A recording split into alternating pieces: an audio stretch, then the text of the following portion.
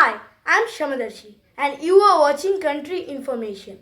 We all know about Mikhail Gorbachev, the man who changed the history. Many people say that his policies led to the decline of the Soviet Union. They are not completely wrong, but Mikhail Gorbachev was perhaps one of the greatest reformers in the history of the Soviet Union. So in this video, we are going to discuss about this topic. Hitler, before the invasion of the Soviet Union, infamously said, "We only have to kick in the door and the whole rotten structure will come crashing down."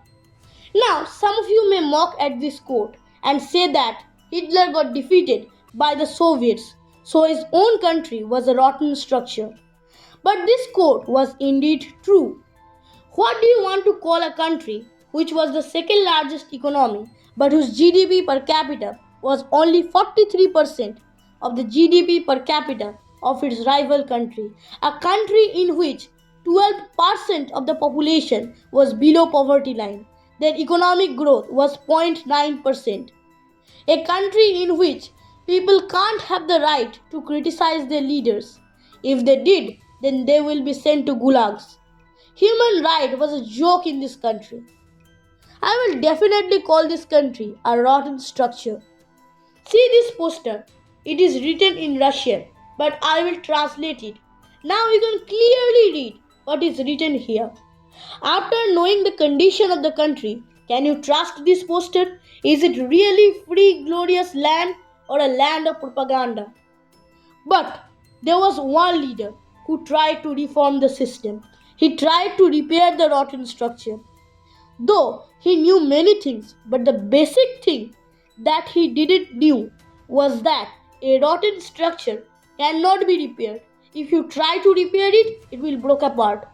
This is what happened to the Soviet Union. The leader who tried to repair the rotten structure was none other than former General Secretary and President of the Soviet Union, Mikhail Gorbachev. Gorbachev embraced a degree of political liberalization. He implemented perestroika, which focused on the restructuring of the political economy of the Soviet Union. But his political liberalization policies proved to be devastating for the Communist Party. In March 1989 election, throughout the country, voters crossed unopposed communist candidates off the ballot. It was clear that Gorbachev's reforms came with unintended consequences, as the nationalities of different Soviet constituent republics pulled harder than ever to break away from the Soviet Union and ultimately dismantled the Communist Party. Now let us discuss about Gorbachev's views and statements on this topic. In an interview to the CNN, the anchor asked him, though he was raised in an atmosphere of communism, what changed him and made him able to turn a place that didn't have freedom into freedom?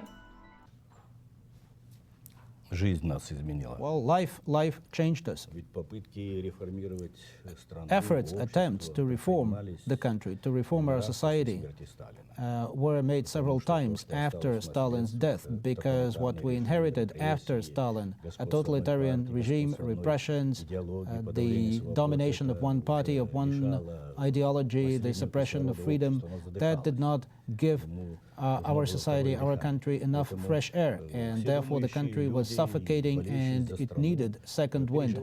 And therefore every people who were concerned about our country tried to do something. They wanted to try some reforms. Khrushchev tried it, Kosygin tried an economic reform, but all of those were defeated because the nomenclatura always acted in a way to prevent reforms from succeeding. So we had to give a lot of thought to how we safeguard reforms. And I understood when I thought about that. Initially, of course, I acted, during the first years of reforms, I acted just like my predecessors, mostly focusing on economic reforms, on industry, agriculture, etc. But then we saw that when we really wanted to push the reforms forward, the system, the nomenclature began to resist, began to sabotage that process. And not just the party nomenclature, but also the management nomenclature. And I concluded as a result of that, that we would lose, just like the previous reformers, like Kosygin and Khrushchev, if we don't implement democratic changes, if we don't have free elections. The anchor also asked him that was it difficult to open doors to the United States? Очень трудно. Very difficult. Это, может быть, самый трудный вопрос. I think maybe that was the hardest thing. Все-таки, And if we, двигаясь от Женевы к Рейкьявику, к in moving from Geneva to Reykjavik to Washington to Moscow, in trying to understand the positions of each other, in studying each other, if we had not believed each other,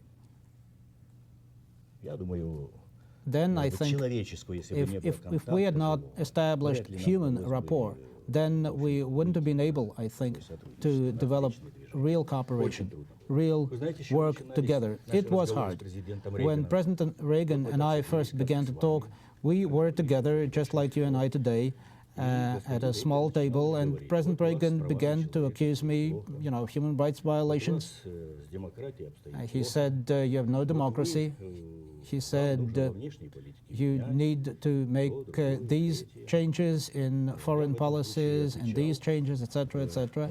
And my answer when our dialogue began to go that way was, Mr. President, you are not a prosecutor and I'm not an accused.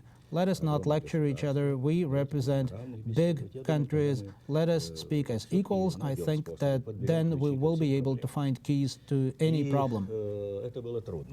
So it was difficult. But still, it became possible.